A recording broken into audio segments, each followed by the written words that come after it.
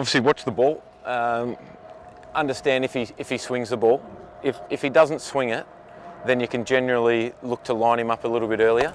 If it's a genuine swing bowler, someone like Dale Steyn, beautiful bowler, pitches it up and swings it.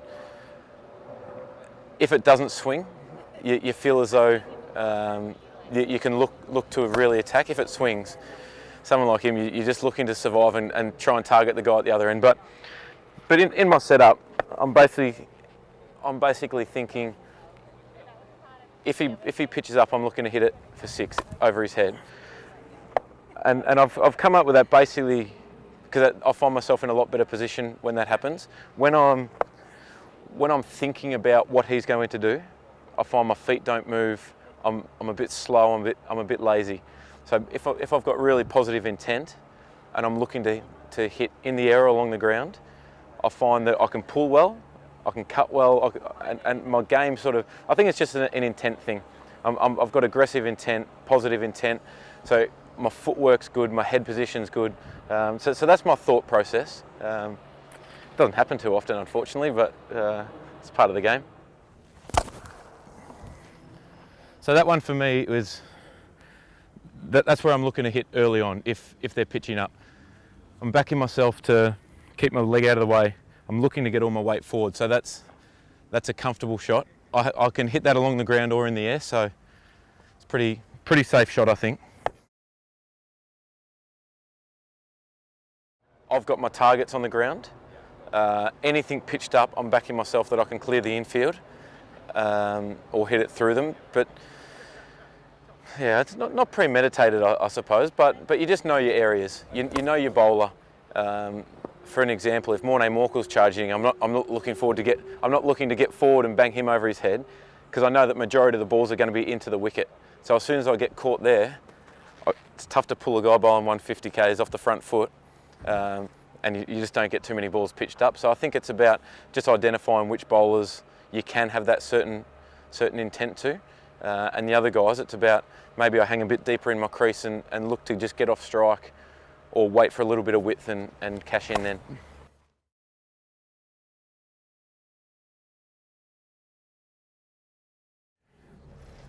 People go up and down in form and up and down through their emotions, depending on how you're feeling for the day. And if you're under pressure, do you just lock in a little bit longer, or do you go harder? I've faced that battle a lot of times in 4-day cricket. 1-day cricket, there's been times when you walk out thinking, I'm going to be on today, I'm going to take this attack apart from ball 1. And you play and miss a couple of times, and all of a sudden that confidence is gone, and it's time to rebuild again. So I think that for me, it's about understanding my role in the team, that it is to get the team off to a bit of a flyer.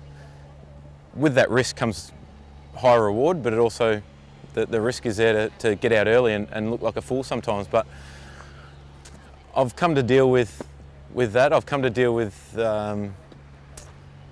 it's okay to fail, it's okay to miss out, it's okay to make mistakes. I think as soon as you start to bat worrying about, gee, I need runs to stay in the team, 9 times out of 10 I think that guys will miss out because they've stopped doing what has made them good.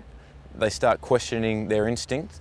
So for me, if I'm getting a really good read on a bowler, on what patterns he's going through, I'm backing myself that I'll be able to score quite heavily in any kind of period. Sometimes you go through a 20-ball period where you don't score much, but then the next 10 balls you score 30. So it's all about managing your emotions on the day and not getting carried away.